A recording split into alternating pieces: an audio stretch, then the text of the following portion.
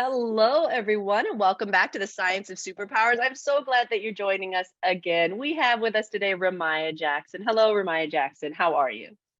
Good. Thanks so much for having me.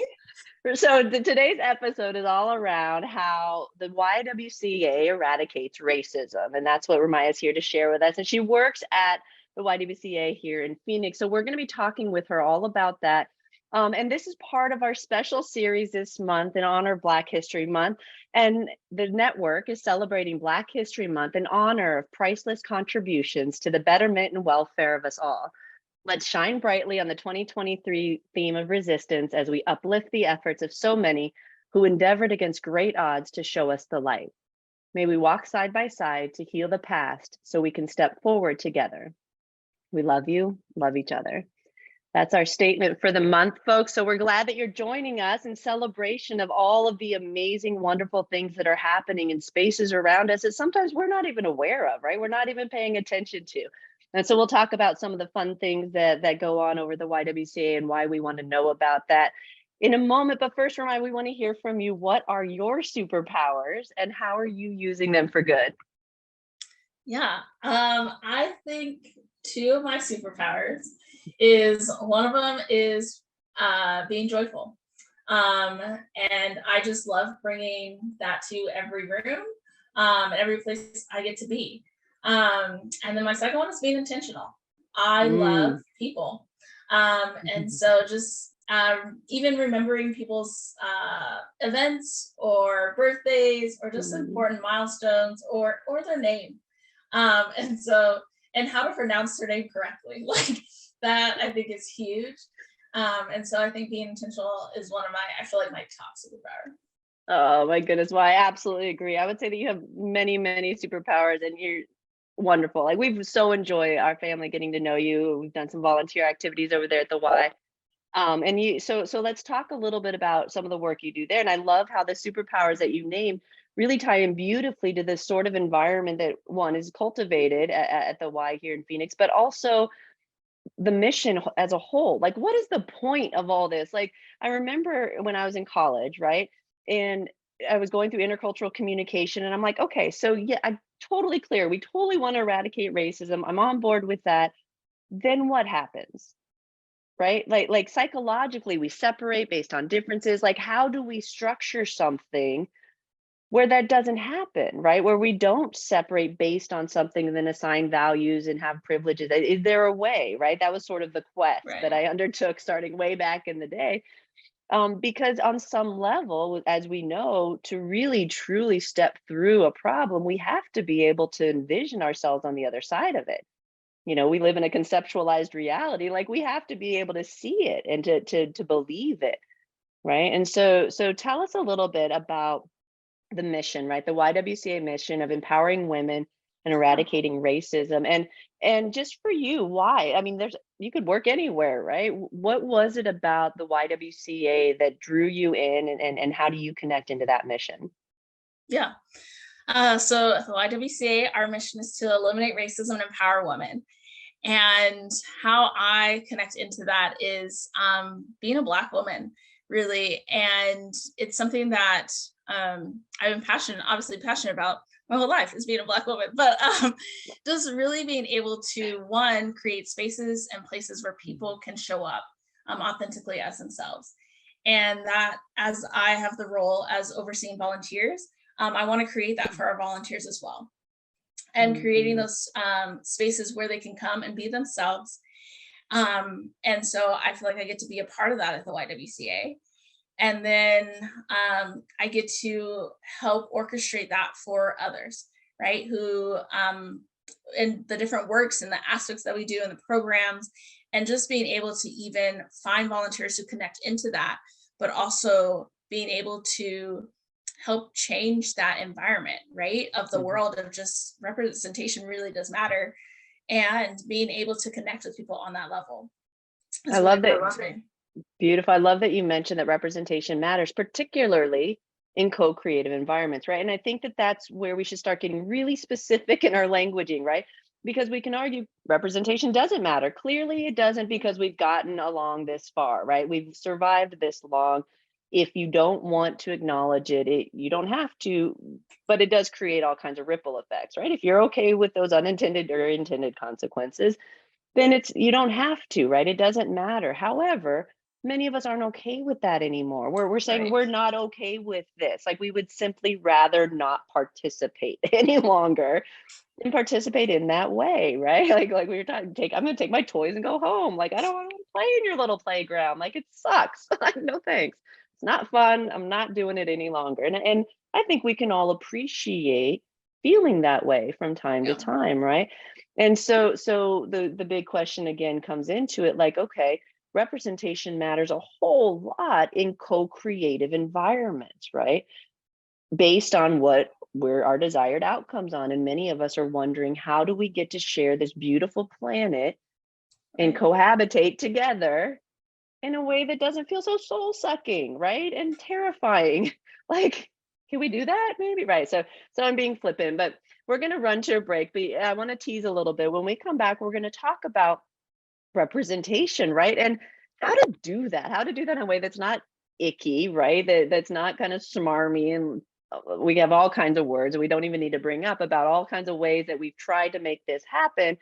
But there is a way that we're drawn together, and there's a way to attract, and there's a way to make spaces, and there is a way to cultivate environments that just naturally draw people in. Folks, it's not difficult, and it's so incredibly delicious when we allow the richness of all of us to come together. But it takes a Yeah. little bit of intention, right? Where Maya comes in, and it takes a little bit of thought and a little bit of planning and some discussions and some willingness to look at things that we've done in the past, right? And so we're going to talk about all of that and how to do that, when like, about in groups and out groups, like what groups you belong into, which ones you kind of could be working on the inner circle of, which ones you can support from the outer circle, but you don't really belong in the inner circle because you're not really part of the group. How do you do this in a responsible fashion? We're going to talk about all that when we come back from the break. Before we do, Ramiah, where can people go to find out more about what's up at the Y, or what you're up to, or whatever? Yeah. Where do you want to send folks? Yes, I do want to send folks to our website or Instagram or Facebook. We're all over on YWCA AZ. So yeah, that's where to find us. Very fun. Great crew over there. We want to give a shout out to everybody over there. Debbie's running the helm.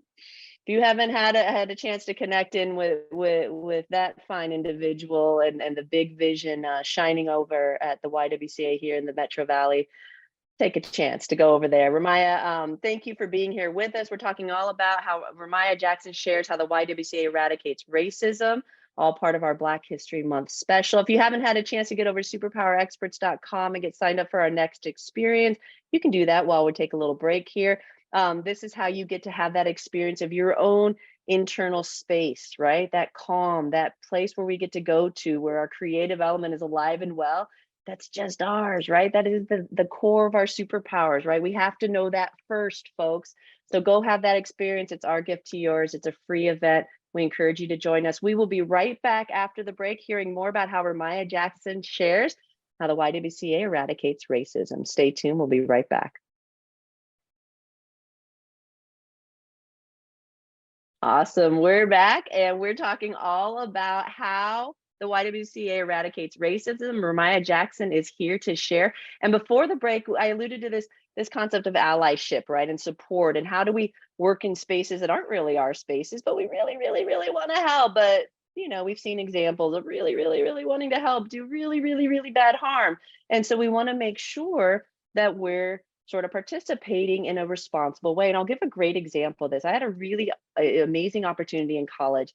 I had opportunities all through my upbringing through a church that I was a part of being part of mission groups, and in a really beautiful way. And I didn't know at the time that world has sort of an undertone to it, because I was rather naive of those spaces, just getting introduced into them.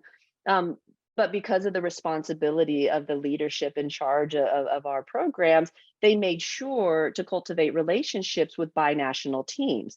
And so at one point in time, the story went that the Tijuana government had kicked a lot of the mission groups out. And this one in particular was able to kind of maintain some continuity. And that was the one I happened to be tied into. So I got the experience of living in Mexico and working with work groups and stuff with a binational team, which was huge, right? To understand there's a responsibility to this. Like, we don't know that culture. We can learn about it, but we will never be a part of it. And I will tell you, Ramiah, from my heart to yours, that has been the hardest freaking thing to contend with in the conversations around race and ethnicity. And I don't get to wham, I get it, folks. I know this is a total like hashtag white privilege conversation, but the idea of like not having that, a group, a connection, right? The collectivist mindset is literally devoid, like not those synapses don't fire in a lot of our brains if we were reared in more the individualistic culture. And hear me, that is a deficit, folks. I'm not saying we get to wham about it, but we did that to ourselves and we suffer because of it. And that's a big thing to get to overcome in our developmental journey. And the way it translated back in the day, when you're unsure of yourself and your identity, right? It's like, wait, but I want that too, right? And then of course you get the over romanticization and like, wait, but I can be like that too. And wait, but I'm this too. And then, Tonya got to learn real fast that was not going down that way. And so I got to rebuild from there. And I'm being kind of flippant because it does happen, folks. This is a journey. We all get to go through it. Dr. Janet Helm's work in the racial developmental models. Go check it out. So Ramiah, the why works a lot with folks who want to help, right? Who want to give money, who want to, kind of work with this guilt, shame complex that we've got going on, right? And want to do the right thing and really want to be considerate. But there's a lot of misinformation, a lot of misassumptions, a lot of fears, a lot of barriers, and just in general, a lot of societal reasons. Like in some spaces, it's kind of like turning your back on your own, right? And it's like, whoa, who expected that one, right? And like, oh, geez, like, am I actually okay giving up some of my privilege? Like, oh, this is a thing. This is a big kind of ball of wax, but it's super important because we got work to do. How do you all deal with that? Or what do you have to say into that space? Yeah, I think we all have to come, no matter who you are, in a place of learning, right? Because you can never stop learning about anyone's cultures, anyone just as a person, and how that affects the world as a whole. And so I think that's what sometimes we think: we're out of school, we stopped learning, we're done. Like that's done, it's over. And it's like always being willing to, I believe it's Maya Angelou when it's like, when you know better, do better. And so, because you can't learn everything at once, and you can't learn about everybody at one time. And so when you do learn better, you do better. And I think that just comes in a lot of the workshops and sessions that we try and do, and unity circles that we try and do at the YWCA. It's just like having those conversations, just to really try and open those spaces for people to learn and ask questions. I think that is, I think there's also a way to educate yourself, right? Because you don't want to put pressure on other people to educate you. But then there is a genuine space to ask some questions. But I think you have to take that and trust your intuition on that though too. I love everything that you said there. And so there has to be a degree of your own self-sovereignty, self-dominion in this, some responsibility. And here's, we talked about this on the last episode, but you can't apologize for something you didn't do. Internally, something calls bullshit inside of you. And then now you're at odds with yourself and you're split down the middle, and it creates a disharmony that is almost irreconcilable until you turn around and face it again. You can't apologize for something you didn't do. But let's get real about what we are doing. And what we're doing is we're allowing our feelings about some things that have happened and our lack of willingness to want to feel those feelings, right? Or turn around and face that, to allow us to continue to perpetuate things because we don't immediately know how to fix it. And so, Ramiah, I love what you said, because here's the deal. Nobody's expecting you to fix everything, right? And I carried that for a while. I just realized this recently. I was like, oh my gosh, like I thought I was supposed to clear the whole thing, right? I was like time out. Do the things you're able to do and just keep building, right? And it's and while it's tough because like, wait. So you're saying that I have to like make this my new thing? And all I can tell you is that everybody will have to undertake this quest. In our developmental processes, you can't come into wholeness if you perceive of somebody as being outside of yourself, lesser than yourself, or you're carrying any programs of your own guilt and shame. It's impossible. You'll lose out on the consciousness wave, folks. You just can't ride it unless you're willing to look at race. Like, end of story. You're gonna have to. We all have to reconcile it within ourselves, no matter where we fall, because we all have conditioning associated with it. And unless we deal with the human conditioning that we have, we can't use our superpowers. Like, we can't be in co-creative environments. We're worthless in this vision moving forward. And read the room, folks. It's moving forward. Yeah. You just won't be a part of it. Yeah. Like, It's and being that's open, really what it comes right? down to. That's right. We Yeah. had a taste during the pandemic, right? Yeah. Oh, we're not going back. In fact, some of us are down there chiseling more holes, folks. So don't think we're all in agreement about this go back to what it was, because we're not. And there's more of us than there are of those who want it to go back. So we win. And it's an intentional game, right? Like, to Yeah. Ramiah's point, intentionality wins every time. And there are far more voices saying, hey, we can do better because we know better now. Yes. And we Yeah. will do better. So, and we'll do it together, with or Yeah. without you. So either find yourself in the we or find yourself in the you. You get to choose. We're open to whoever Yeah. wants to come, but that's the vision. And get on the boat that we're going. This is what's Yeah. happening. And I think it plays into your story as well, like relationships, right?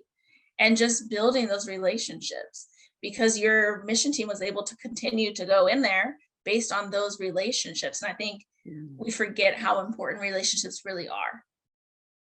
That, to me, I love that you said that. To me, that is a big gem that's within the collectivist mindsets. And not to be crude, like, I get it, there's crossover, but it helps sometimes to be able to deconstruct and be able to say, okay, let's put this here and let's put this here, just to look at what's the value in it. And when we compare an individualistic and a collectivist viewpoint, there's value in both. And when we bring them together, we are exponentially powerful. Like, this is incredible what we can do together when we bring the best of both of those versions into some sort of beautiful creation together. And the collectivist mindset teaches connection, relationships, the interconnectedness of all. I can't do something to me or to you and not do it to me. Like, we are connected. And the CIFA process over here at Superpower Experts, folks, is reminding us of those connections, right?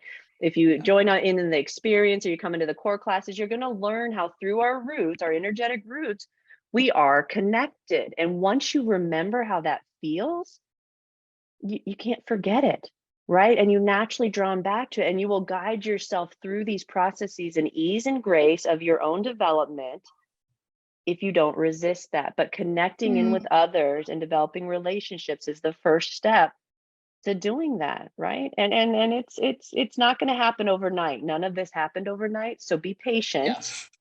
But many are doing this walk right now. You're not alone.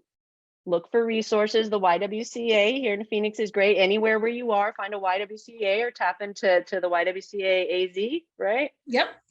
Perfect. And check out what Ramiah and the crew over there are up to under Debbie's tutelage, and the beautiful, beautiful vision that we all share moving forward. Folks, remember, there are many people around the globe working diligently on behalf of all of us to make this world a better place for all of us. Let's take a moment maybe and remember that, because it matters. And we here at the network get the extreme privilege of talking with all the amazing change agents and lit up people in the world. And so I always remember how many people are out there working, lighting up the field. And I think it's important that we shine light on that, particularly here in February, Black History Month. A huge, huge, huge just shout out of gratitude for the beautiful contributions, and knowing that no way we'd be here, without all of us, and finding ways to shine light on those contributions and saying, yes, more of that, please. We have so much to learn, and we're ready to, right? And we're ready to do it in ways that can cultivate appreciation and grace and real space for our creative outlets. And guess what, folks? You will find out so much more about yourself. You're robbing yourselves if you stay out of those relationships. The richness of you lies on the other side of you moving through this tapestry with others. So join the journey, folks. Everybody's doing it. All the cool kids are there. And we welcome you with open arms. Ramiah, from my heart to yours, thank you for the work that you're doing in the world, for your perseverance to get to a place where you can be like, hey, we're going to do this. We're going to do this, right? And that took courage. So thank you for that. And we just appreciate you. So thank you for joining us. Yeah, thank you so much for having me. And I'm just excited to continue to connect with you. Beautiful, beautiful. And thank you to everyone who is listening, and to all of you who are doing work in these spaces. Keep it up, shine your light brightly, and know that we're here supporting you in that. Get over to superpowerexperts.com, get signed up for the next experience, And we will for sure be seeing you again here on the Science of Superpowers. Until then, folks, we love you, love each other. Goodbye for now.